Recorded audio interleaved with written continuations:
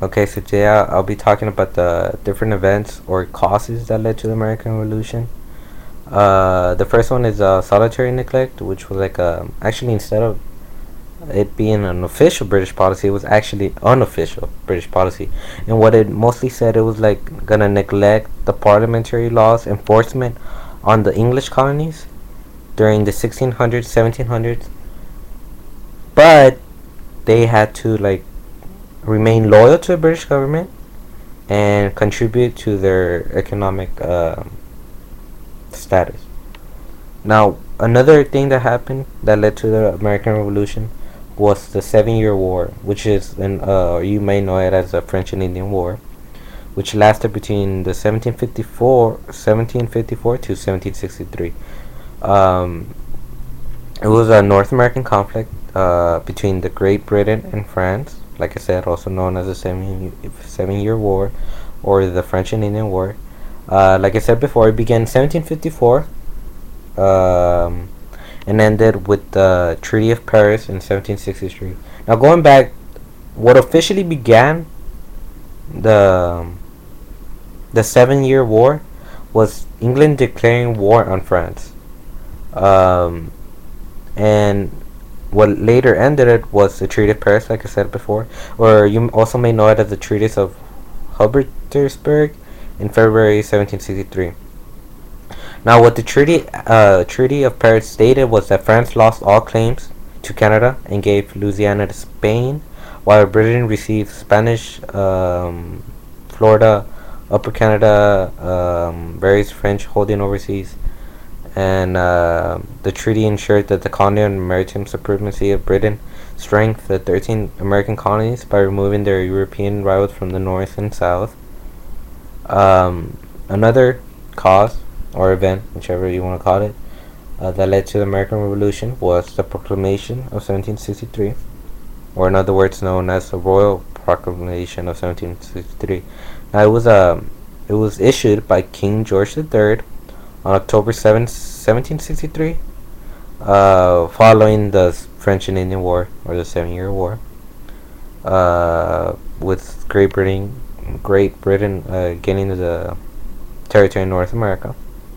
Now, what this pretty much said was, it didn't allow the English colonies to pass the Appalachian Mountains, I think, and through the Mississippi River. And the American colonists were pissed, and I totally agree with them. If you fought for almost 9 years, many soldiers died. Feel like you might be, like you deserve uh, being able to expand on the territory that you rightfully earned by fighting on the war.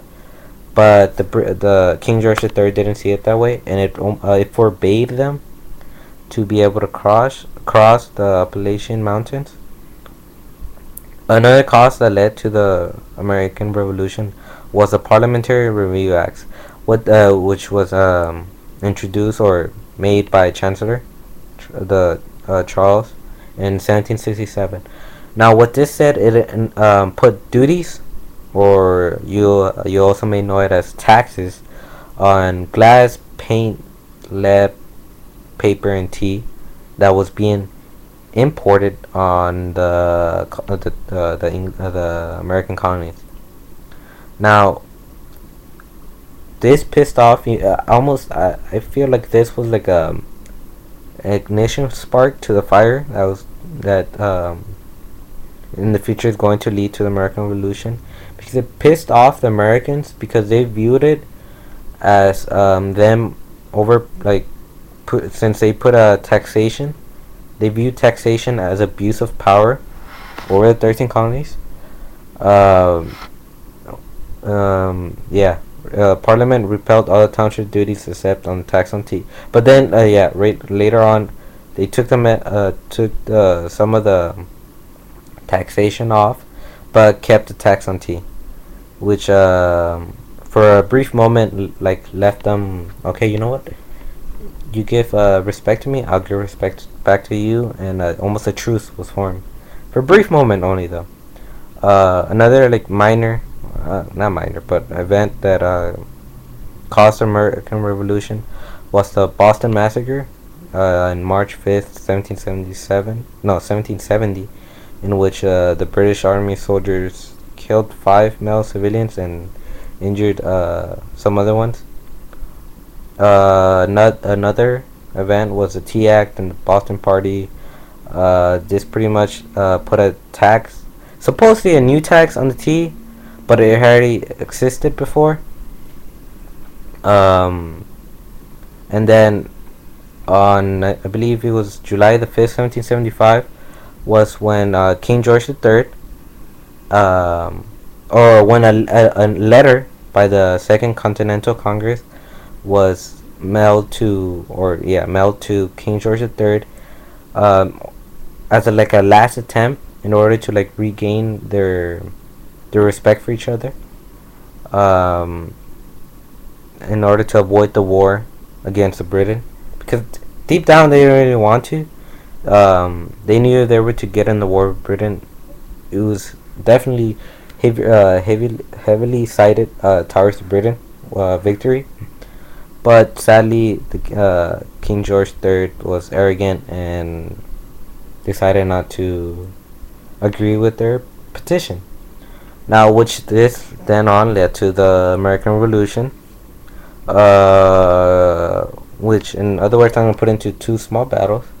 Um, the first one, being the first war of the American Revolution, was the Battle of Lexington and Concord in April 1775, when British troops were sent to confiscate colonial weapons, and they ran into militia or untrained soldiers, because unlike the British, these American colonies didn't have prior knowledge to war, or the right way of fighting a war, in other words.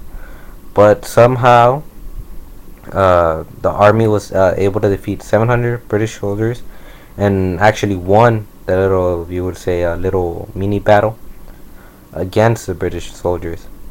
Then later on, the final battle that ended up deciding, deciding the winner or the loser. Of course, the American colonies being the winner over the British colony, or the British, was the Battle of Yorktown. And yeah, that was pretty much the reasons why the American Revolution happened. Now, I'm going to go back to the Olive Branch petition, because at this moment, I feel like it was a key moment of the entire American Revolution being, or not letting it happen. Because the English colonies, or the Second Continental Congress, which were the people who sent the petition, sent a letter to King George III in order to evade the War of Independence against Britain. Now, King George III could have easily said yes. The war would have never happened. Who knows? Maybe it would have still been controlled by the British. We still really don't know. The future could have been altered. We could have been known as British instead of Americans. It's honestly crazy, to be honest, thinking about that. But yeah, those were the main causes that led to the American Revolution.